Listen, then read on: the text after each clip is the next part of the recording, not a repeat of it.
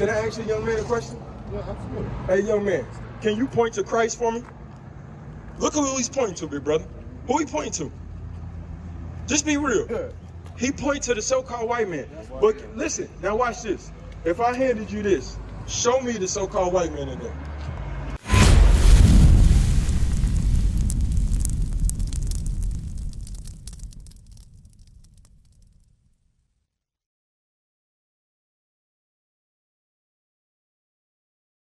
She said, what's the difference between us and the Moors? So what we're showing her, just what he's showing you, we was taken into captivity by two groups. Basically, every other nation on this earth had a part in our captivity. But it was two captivity that was more prominent than the rest. The sub-Saharan captivity and the transatlantic captivity. The sub-Saharan captivity, these are when the Ishmaelites, y'all can give me this sign. Where's the sign at? There you go, bro. Right here. Hold that up for me. These are the Ishmaelites, the so-called Arabs, that took us into captivity and made us succumb to Muhammad.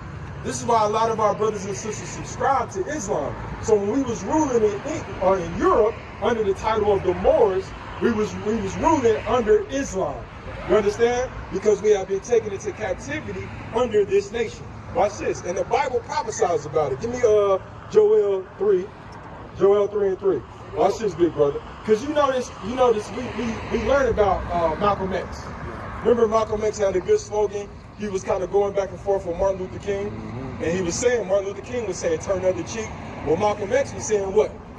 Fight, stay in your ground. A lot of people started subscribing to that because in theory, that's a better option than letting somebody slap you the hell around.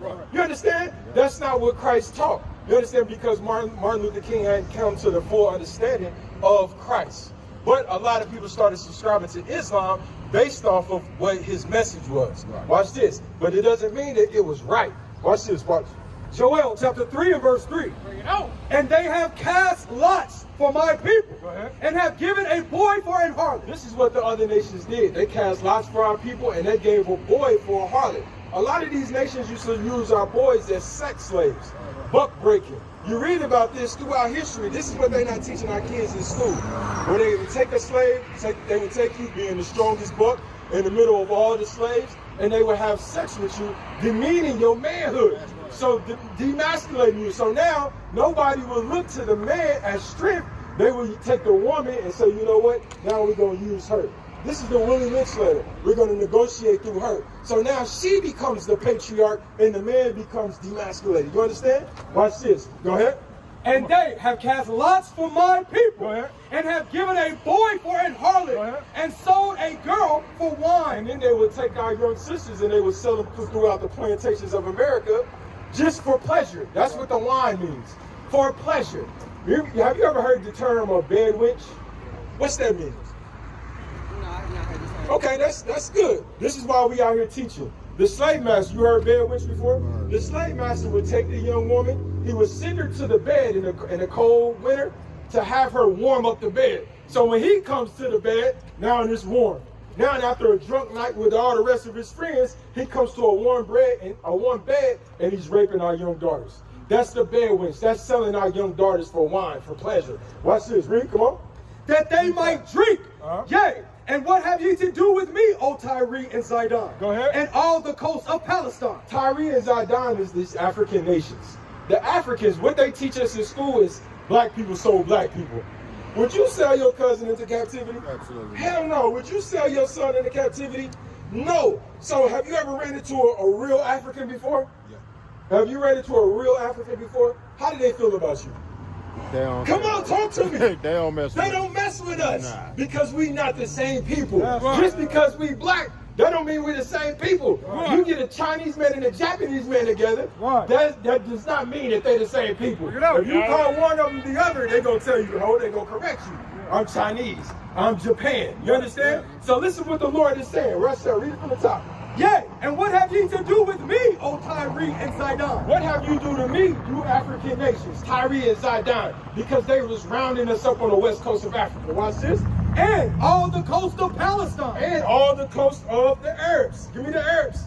All the coast of Palestine. These are the Arabs that was working in cahoots with Africans selling our people. But the Bible is specific to who he was selling us to. Watch this, read. Will ye render me a recompense? Go ahead. And if ye recompense me, Go ahead. swiftly and speedily will I return your recompense upon your own head. Jump down to verse 6. Go ahead. Verse 6, Go the ahead. children of Judah. Go ahead. And Verse 5. verse 5, because ye have taken my silver and my gold, Go ahead. and have carried unto your temples my goodly present, Go ahead. pleasant things. The children also of Judah, The children of Judah, go ahead. and the children of Jerusalem. This is what they did. They rounded us up on the west coast of Africa. The Tyre and Zidon, these African nations and these Arab nations, they took us and watch who they sold us to. Go ahead. Have you sold unto the Grecians? They sold us to the Greeks. They sold us to the so-called white man. You understand? So in the transatlantic slave trade, yes, in the transatlantic slave trade, that's how now we got the names that we got. You understand? Like, what's your last name, bro? Fisher. So what that mean? Give me the history on that. I can't. Huh? I can't. I know. So this your young man? Yes, sir. His last name is Fisher too. Absolutely. So think about the psyche in that.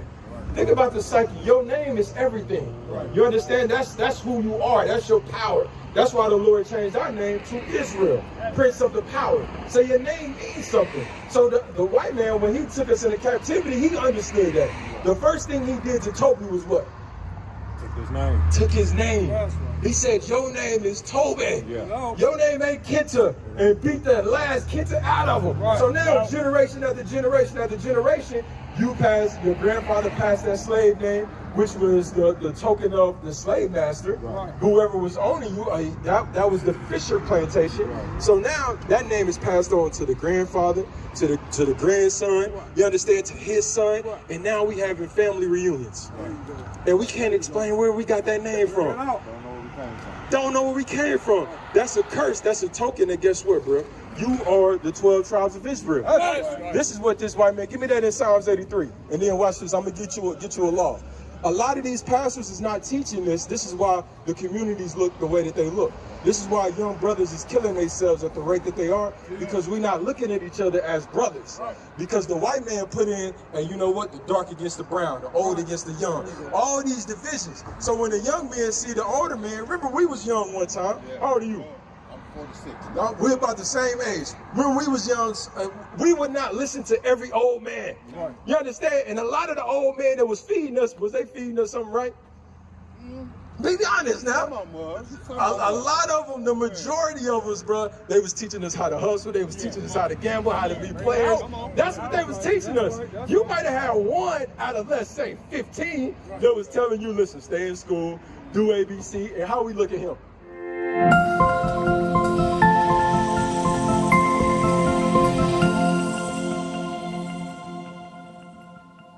Him. That's my father, so you know he came to me. But okay, well, how did the rest of the family look at him? Like a square? You understand? Like, damn, look at this brother. He taking care of you, bro. You with that one damn wife? Look at all these hoes I got. You still with that one wife? That's how the black community look. But that's a curse according to the Bible. Watch this, big brother. Psalms chapter 83 and verse 1. Keep not thou silence, O God. Go ahead. Hold not thy peace and be not still, O God. Go ahead. For lo, thine enemies. Thine enemies is everybody that's not on this sign, big brother. Where you see yourself at on this sign? And I'm going to show you how crafty it is. Where you see yourself at? First one. The first one. You be from the tribe of Judah, right? Your father be a so-called African American, which really don't make sense when we think about that. That's two different continents that we subscribing to. We can't be from two places at one time. You understand? Watch this. Go ahead. For lo, thine enemies make a tumult. So the enemies of God is everybody outside of the 12 tribes of Israel. Why? Because we was the God's chosen people. He didn't choose every nation on this planet to be his people. So if you don't choose every nation, of course you have a disdain towards God. So you become an enemy of God. Watch this, read. And they that hate thee have lifted up the head. Go ahead. They have taken crafty counsel. He said these people, these other nations, particularly the so-called white man, he said they have taken crafty counsel. The crafty counsel is, here you have the Bible. Can I ask you, young man, a question? Yeah, absolutely. Hey, young man, can you point to Christ for me? Look who he's pointing to, big brother. Who he pointing to? Just be real. He points to the so-called white man. But listen, now watch this. If I handed you this, show me the so-called white man in there.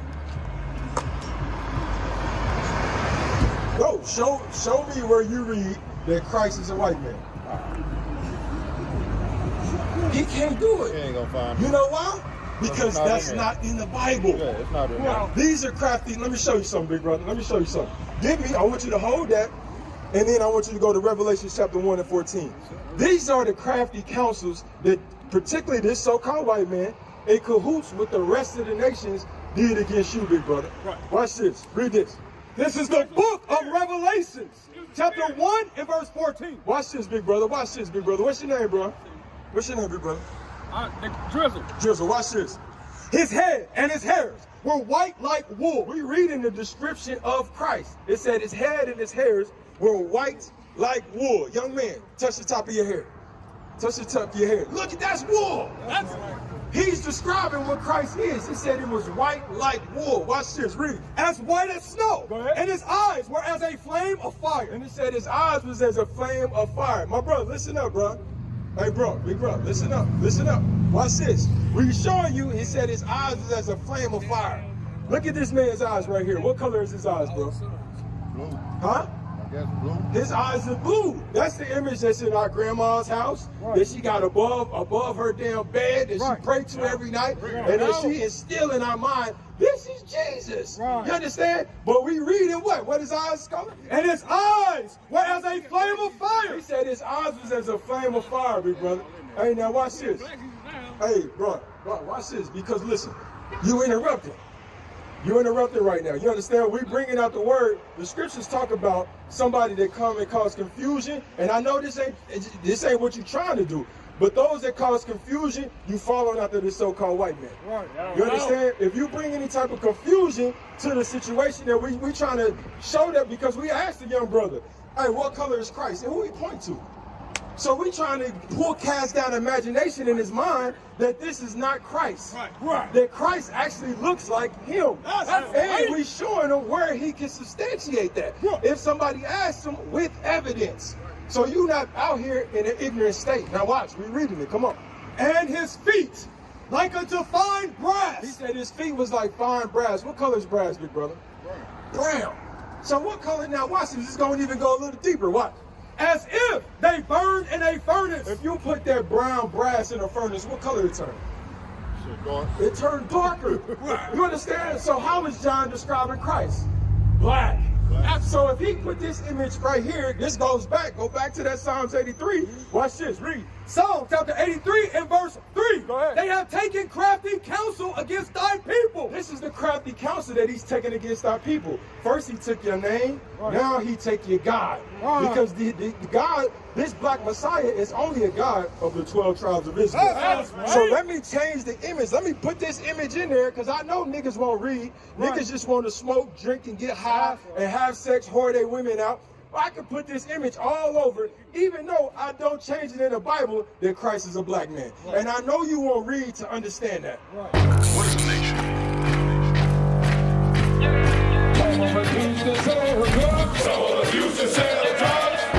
Nation is men leading by example.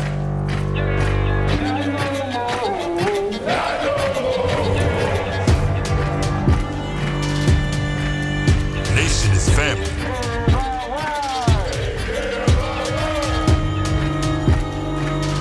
Nation is community. Nation is children with role models.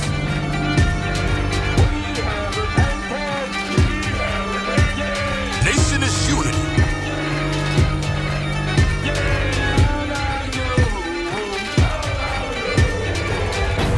Nation is you. And finally, my brethren, be strong in the Lord, His word, His word.